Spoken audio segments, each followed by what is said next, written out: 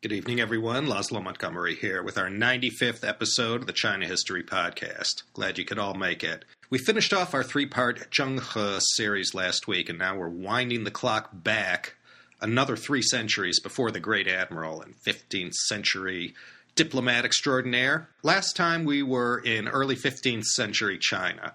Now we're going to explore the early 12th century, the calm before the storm that is going to turn the world upside down and cause a world record of death and destruction that still might stand to this day.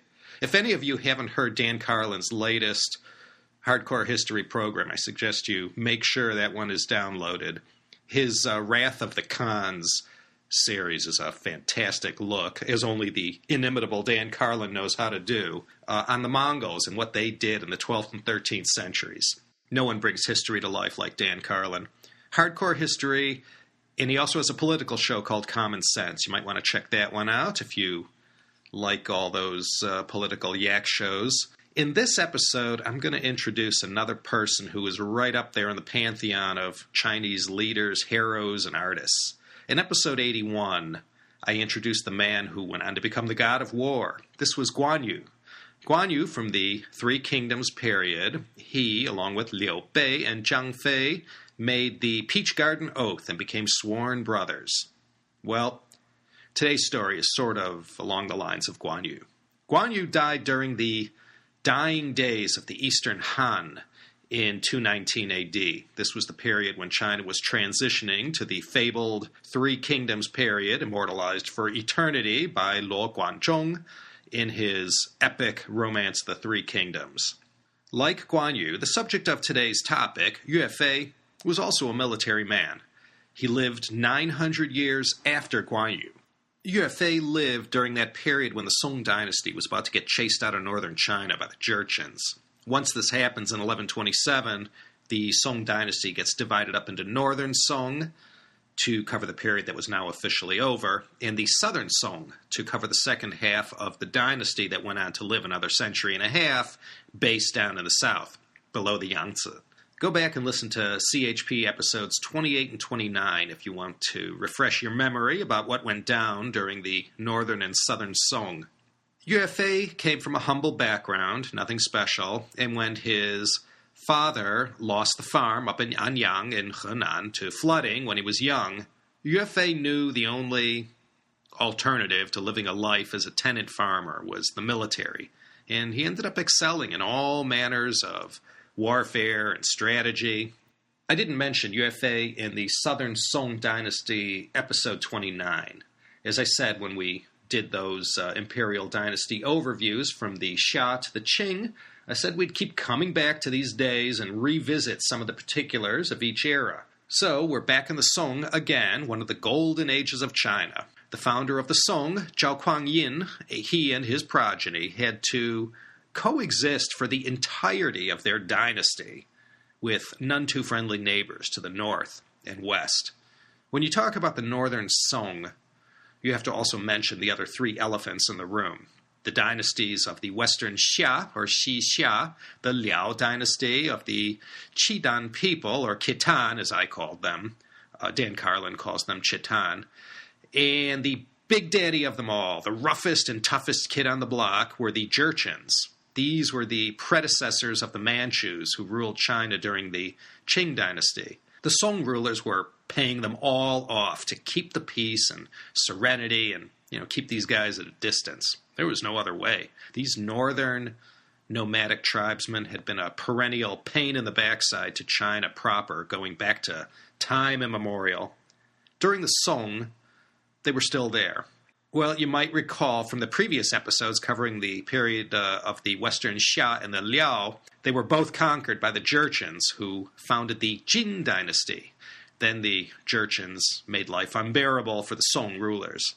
Those people to the north and the northwest, they were an ever-present threat. Even though they had to be paid off with all the nice things China could offer them, they still made incursions into their territory. The overriding political issue in Song Dynasty China, northern and southern, was the issue of appeasement versus fighting back. This is the main theme in today's topic. And our subject today, Yue Fei, he came to stand for resistance against the Jurchen invaders and recovering lost parts of Song China. Considered second only to Guan Yu himself in the list of Chinese military heroes of days gone by, Yue Fei, with his resistance to the Jurchens and his obsession to recover the lands of northern China, he's considered a model for Chinese patriots who were inspired by him all the way up to present times. So great is Yue Fei held in the esteem of the people that in the 1960s, during the heat of the Cultural Revolution, his tomb in Hangzhou, the Yue Fei Miao, was trashed, and Yue Fei's remains were desecrated by the Red Guards. Graffiti later on appeared that asks simply, who did this? Yue Fei is a sacred cow in the pantheon of inspirational Chinese gods, heroes, and legends. And today, we'll look at who he was, what he did, and why so many Chinese around the world revere him. So, Yue Fei, 1103 to 1142, 39 years only on this earth. This is the time of Sigurd the Crusader, Sigurd Magnusson, the Knights Templar, the Kingdom of Jerusalem, where after the First Crusade and before the Second. Just as it was during the time of Zheng He in the Ming, this period in the Song Dynasty sees China as still the greatest and most advanced civilization at the time. The Song capital at Kaifeng was the largest city in the world. There was no place else like it, just as there was no place like Chang'an back in its day. But all these good times came to a crashing and tragic end, as we said before in CHP episode 28. The Jingkang Incident, a.k.a. the humiliation at Jingkang. Yes, so horrific and gut-wrenching is this event in Chinese history. In Chinese, it's merely called the Jingkang Incident, the Jingkang Shipian. Best to forget about this whole event and not call too much attention to it. Despite all these attempts to appease the Jurchens, they came like lightning and smashed Kaifeng to smithereens, and besides carrying off all the wealth and treasures of the Song and sacking the city, they nabbed the emperor, his father, the retired emperor, and the whole dang imperial court, lock, stock, and two smoking barrels. And with that, the Jurchens and their imperial captives all headed north on their Baton Death March to the harsh and unforgiving part of China that the Jurchens call home. This is present-day Liaoning, Jilin, and Heilongjiang. The whole Song upper crust lived out their days in Dongbei, the northeast, Manchuria, never again to wallow in the pleasures and delights that sophisticated and lovely Kaifeng had to offer. The Jurchens had not quite done to Kaifeng what Scipio Africanus the Younger did to Carthage, but let's just say the place wasn't very livable after they got through with it. And the fates of these former royals living as captives of the cruel Jurchens was torturous and unpleasant as can be. That was in March of 1127. But there was one royal who got away, and the hopes of the Song dynasty living on were contained in his person. The Gaozong Emperor, Zhao Go, he got away, and as the story goes, as he was on his way to surrender himself to the Jurchens, he passed through the military camp where Yue Fei was present, and he was beseeched by the commander to, not Yue Fei, someone else, to become the tip of the spear to lead the Chinese in their resistance against the Jurchens, who had now founded a new dynasty, the Qin. So Zhao Go, all hopes are pinned on him. He becomes the emperor, and everything begins to coalesce around him. After a period of being on the run from the Jurchens, who are hot on his trail, they finally set up their capital in Lin'an, which is where present-day Hangzhou is. They couldn't have picked a more idyllic spot. Yue Fei, he was a professional soldier. There was no centralized standing army yet. The military defense of the Southern Song was subcontracted out to strongmen out in the provinces who were financed by the state. Their two main jobs were to keep the barbarians at bay, and of course, if called upon, they had to deal with local disturbances in their particular territory, including the perennial plague of banditry. Yue Fei worked for one of these military commanders. He had little formal education, but he was literate thanks to his father, who taught him when he was young. Later on, when the fires are burning hottest as far as the myth of Yue Fei goes, he'll be made into the sage warrior and general literatus, and a lot of stories and legends are going to be attributed to Yue Fei's, literary genius to, build his brand. 1115, the Qin Dynasty is formed after they do away with the Liao. 1123, Yue Fei's father passes away and he sits out the battles for the obligatory 3-year mourning period. In 1126, he signs up for another stint with a local commander. 1127, the Jingkang Incident, curtains for the Northern Song, now starts the Southern Song, with the inexperienced and notoriously indecisive 20-year-old Gaozong emperor on the throne. The Jurchens are only 6 million strong in northern China, lording it over a sea of 45 million Chinese. This wasn't going to be easy no matter how tough these guys were. If you threw in the Chitan from the conquered Liao, that added another 4 million, perhaps. So while the Jin forces were very effective at punching the Song out, now they had to hold on to what they had. The Jin forces chased Prince Kang, the Gaozong emperor's title, at the conclusion of the Northern Song. They chased him all over China, through Hebei, Shandong, Henan. They knew darn well what he intended to do, so the name of the game was to nip that one in the bud. Once they could stamp Prince Kang or Zhao Go out, that would put a major wrench in the works as far as how to reconstitute the Song Dynasty in safer lands. Of course, Zhao Go manages to get away and began to form a government after declaring himself emperor on June 12, 1127. He sets up the first capital in Shangqiu in Henan, 85 miles south of Kaifeng. Now, this guy had the same albatross around his neck as the Yongle emperor. You remember him from the last episodes. There were questions about his legitimacy and if he really, truly, actually, for sure was supposed to be the next in line. Even considering what happened with the Jingkang Incident. Throughout his reign, the Gaozong emperor always had to stress out that the Jurchens might let one of his brothers go and then it would throw his legitimacy into question. It never happened, but he sure was worried about it. The Jurchens turned up the heat and chased the Song resistance out of Shangqiu, and they regrouped in Yangzhou, where they stayed till 1129. Then they got chased out of Yangzhou and barely escaped across the Yangtze to the vinegar capital of China, Zhenjiang. From there, he escapes to Lin'an, which is the general location of present-day Hangzhou, and that's where he sets up his base, and that's where the Southern Song capital is built. But he's got problems.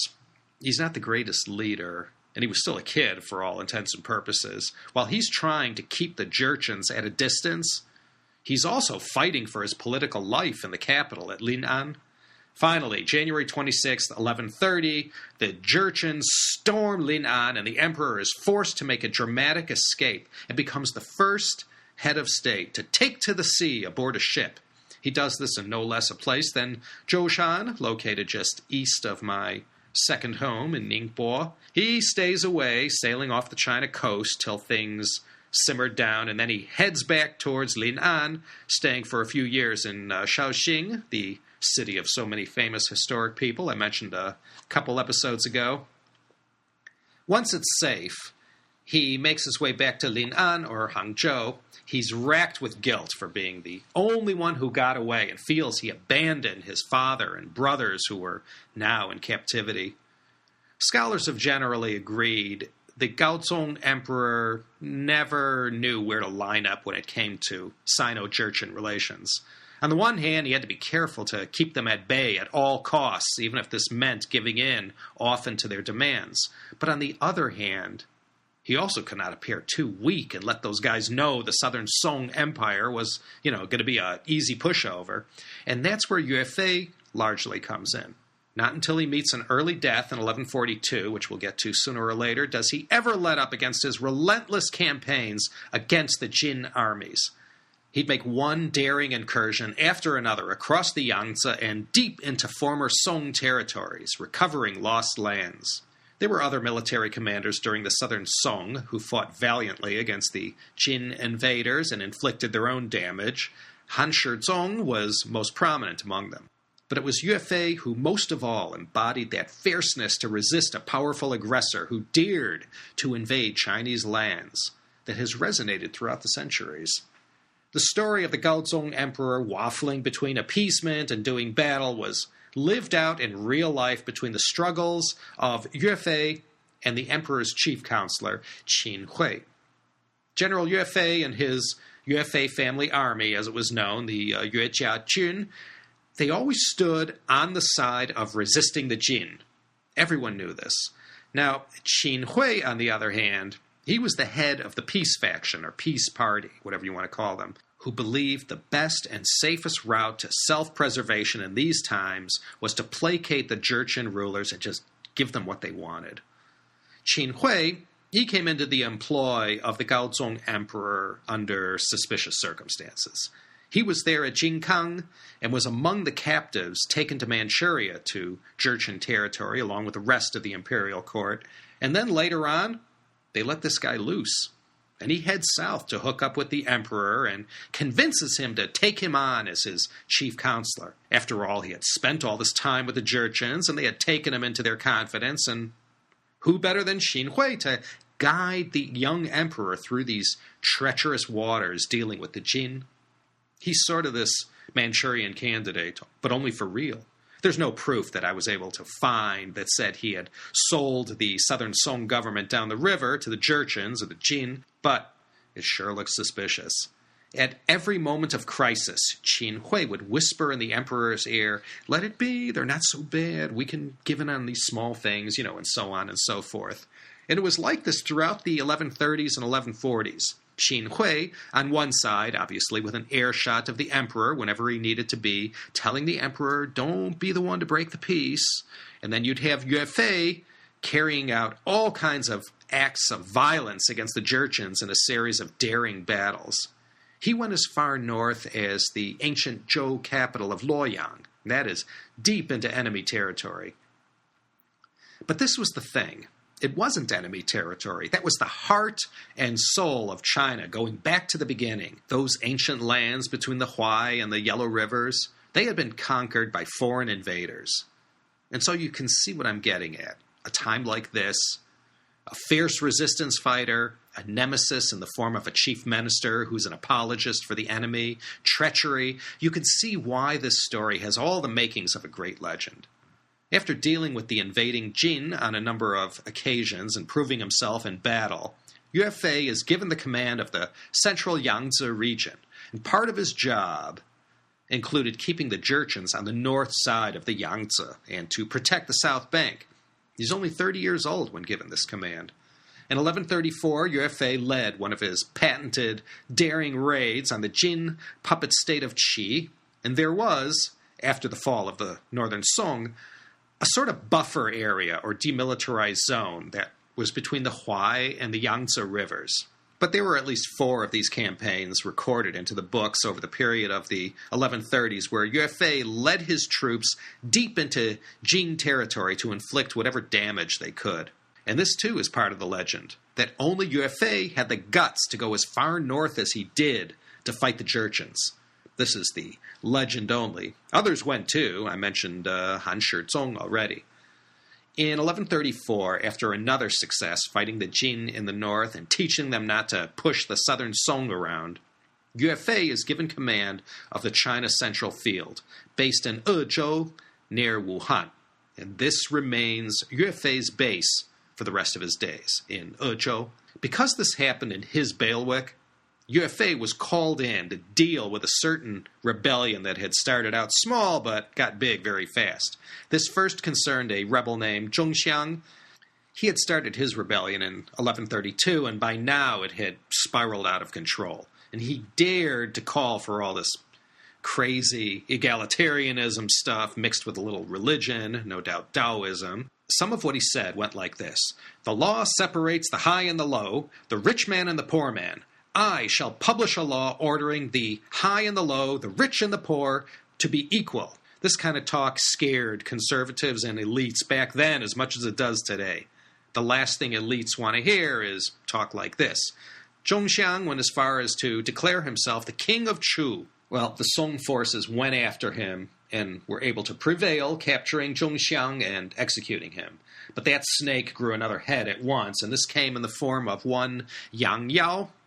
He takes over where Zhongxiang left off and went on the rampage all over the place. And with his egalitarian politics and religion, he was creating social havoc all over central China. And this is when they called in Yue Fei, and he had to come in and deal with Yang Yao.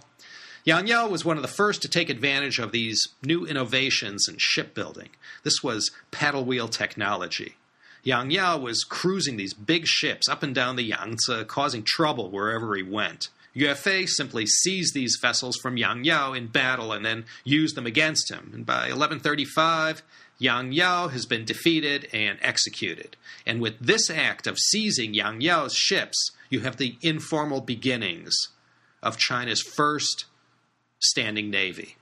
One other worrying thing, at least to Qin Hui, who was not happy at all to see Yue Fei doing so well. Yue Fei absorbed 50,000 troops from Yang Yao, and now his ranks of soldiers had swollen to over 100,000. This made Yue Fei one of the top 4 military guys in the Southern Song. In his Yue family army, or Yue Jiajun, another myth tells about how disciplined and loyal Yue Fei's army was. They were excellently trained and never messed with the people. They followed a very strict and honorable code of conduct. In fact, time and again they were used to not only deal with the Jurchens, but with local bandits as well. But Yue Fei had long acquired the reputation for his obsession to recover all the lost lands of North China. The legend of Yue Fei was, in his lifetime, already beginning to take off. But how to deal with Qin Hui?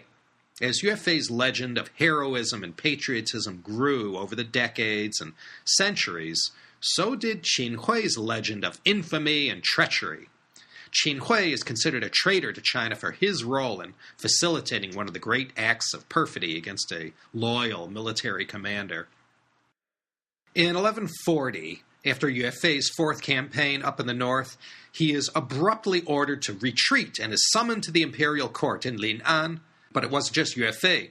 The order went out to all these military commanders. Qin Hui and his peace faction had successfully lobbied the emperor to call these guys back and replace them in the field with civilian commanders. In the late summer of that year, Yue Fei shows up in Hangzhou, and he's spitting nickels over this whole matter. In defiance, he protests this act of appeasement with the Jurchens. Nonetheless, he's told to stand down, and he was reassigned to a different post. A few months later, he was called back again to the imperial court, and this time he was relieved of military command and given some desk job. But just as he said would happen, attempts by the Gaozong emperor and Qin Hui's peace faction to make nice with the Jin all came to naught. Soon the heat was turned up in the Southern Song capital, and they called Yue Fei back to push these guys back and deal with the situation at hand. While he was away on this assignment, Qin Hui was finally able to convince the emperor to go with making a lasting peace with the Jurchens. What Qin Hui had in mind was the Treaty of Shaoxing. Yes, that great and historic city again. In this treaty, the Song emperor was planning to give everything away, and in return, once and for all, the Jin would go back north and leave them alone. Finally, Yue Fei wouldn't go for this, and he continued to call for fighting. As the legend goes, the emperor sent a gold medal to the front lines. This gold medal, or jinpai, represented the word of the emperor, and his word was, "Come back to the palace." But Yue Fei ignored this, knowing it was more important to defend the borders at such a critical time. The emperor sends another gold medal, again ignored. He sends another and another until 12 gold medals were received by Yue Fei, and the enormity of the emperor's order just set in. So Yue Fei, he couldn't refuse. This was all Qin Hui's idea, to call him back once and for all. He knew he could persuade the emperor to go along with his plan. This time when he came back, Qin Hui, with the emperor's blessing, had Yue Fei thrown in prison on trumped-up charges of insubordination and malfeasance. In prison, as the story goes, he was tortured and confessed to nothing, and ultimately, on Qin Hui's orders with the Gaozong emperor's backing, Yue Fei was killed, either by poison or some other means. Before he died, though, the other great military commander of the day, Han Shizong, paid a visit to Yue Fei's prison cell and inquired what Yue Fei had done to have wound up this way. Thereupon, Yue Fei utters the immortal words, "Mo xu you," a vague, nonsensical meaning that has come to mean utterly groundless, trumped-up charges. But before he died, when he valiantly faced his accusers in court who were charging him with selling out the country, perhaps one of the most legendary stories goes down. And Yue Fei removes his upper garment to reveal 4 large characters tattooed on his back, and they read, "Jin Zhong Bao Guo," or "Serve the country with the utmost loyalty." Now, how can a man who has this tattooed across his back be a traitor? The story goes on about how he, got this tattoo from his mother when he was young, but, it's all part of the legend. Now, with Yue Fei out of the way, this Shaoxing He Yi, the Treaty of Shaoxing, could happen without any obstruction. As for Yue Fei's role in the treaty, the story goes that so much did the Jurchens despise Yue Fei, part of the deal was that he needed to be disposed of. And so, Qin Hui was only too happy to do this, and the Gaozong Emperor is guilty for allowing this to happen. Before Yue Fei's body could be disposed of, his followers stole it and buried him temporarily in a secret location until the day that the verdict would be reversed and Yue Fei rehabilitated. To prevent that, Qin Hui whitewashed the entire affair for the next 10 years or more, burning records and making the whole affair look like Yue Fei was guilty.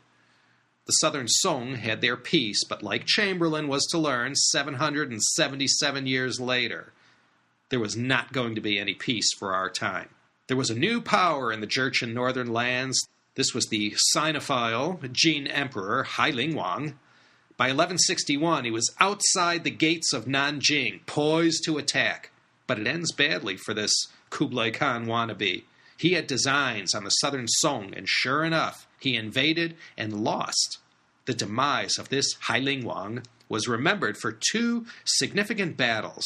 These were at Caishi along the Yangtze and later at Tangdao on the East China Sea.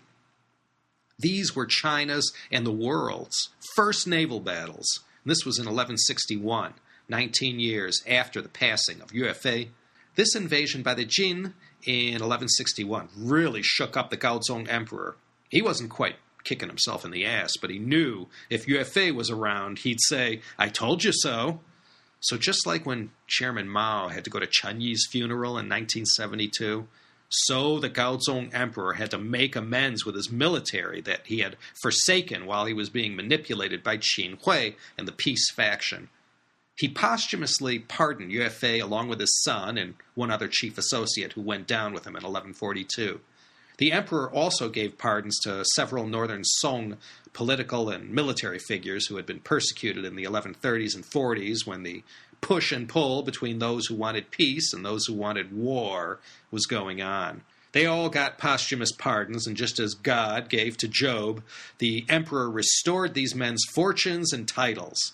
And that act allowed the Southern Song military to know the emperor was on their side. And for this, they did their job and kept an eye on the Hua-Yangtze buffer zone and made sure nothing spilled over to their side of the river. The Jurchens had already trampled on the Treaty of Shaoxing, and everyone knew they couldn't be trusted and had to be watched. The Gaozong Emperor abdicated a year later in 1162 and was succeeded by his stepson, who became the Xiaozong Emperor. Gaozong, however, had some staying power. He didn't pass away till 1187. The Xiaozong Emperor, too, continued on with the deconstruction of all of Qin Hui's policies and vilifying him through various edicts. He also went all the way in rehabilitating Yue Fei and even made him posthumously the king of Remember, this was his sort of fief just outside of Wuhan, Ezhou. Today, there are all kinds of statues, temples, and whatnot honoring Yue Fei and his close association to that area around Wuhan, or the old kingdom of By now, the legend of Yue Fei really started to gather momentum. With all the emperor had just done to honor Yue Fei and the 126 battles he fought in, the myths of the loyal and upright soldier wronged by his king began to grow like moss.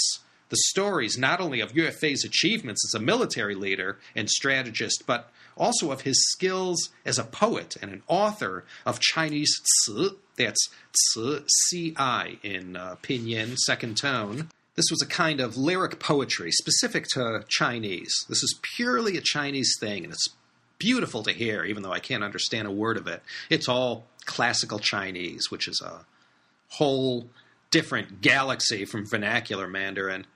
Ouyang Xiu, who we featured in CHP episode 71, was considered a great writer of this kind of Chinese ci poetry. Yue Fei's skills as a kung fu master are also extolled, as well as the two styles that are attributed to him, the eagle claw and xingyi style. It was with Yue Fei's grandson that the legend of Yue Fei really began to take off. This grandson, named Yue Ke, he wrote the Guo Jin Tuo Zui Bian. This is the official biography of Yue Fei, and it was folded into the history of the Song Shi, one of the 24 official histories of China, the Shi Ji by Sima Qian being the first of the 24. Today, the spirit of Yue Fei lives on in hundreds of Chinese wuxia novels, movies, TV serial dramas, Peking opera, video games, advertisements, you name it. During the late 1930s and into the 40s, when Japan was running amok in China, occupying large swaths of territory along the coast, the spirit of Yue Fei was invoked and was remembered during those trying times, and most of all, his immortal words, "Huan wo Heshan," return my rivers and mountains. This is what Yue Fei demanded and fought for, and what made him a legend. As I mentioned at the outset, he has this nice temple and tomb located in Hangzhou. Before we close out for the day, I wanted to mention the tomb. In 1163, the Gaozong emperor, in giving Yue Fei posthumous recognition, allowed this tomb and temple to be built on the northwest bank of West Lake in Hangzhou at Qixia Hill. There are two sets of two statues made from iron that are placed in front of the tomb. Two of the people are Qin Hui and his wife, who I didn't mention, but was a conniving, no-good troublemaker who liked Yue Fei as much as her husband did. Those two were primarily responsible for bringing down Yue Fei. They are shown kneeling in front of the statue of Yue Fei. There are another two statues. These are for two accomplices, Zhang Jun and Mo Qixie, who also helped with the murder of Yue Fei. So these four statues kneel in perpetuity and reverence to the man they all helped to bring down, and in so doing, turned him into a bigger and greater legend than ever. I don't know about now, but it used to be common for passers-by and visitors to the temple who, came to pay their respects to Yue Fei to spit on these statues and to revile them. The other thing I wanted to mention, another legend has it, that one of the street vendors selling buns in the streets of Hangzhou during the time of Southern Song or whenever, created this deep-fried pastry called the Youjia Gui. This came from Youjia Qin Hui, deep fry Qin Hui.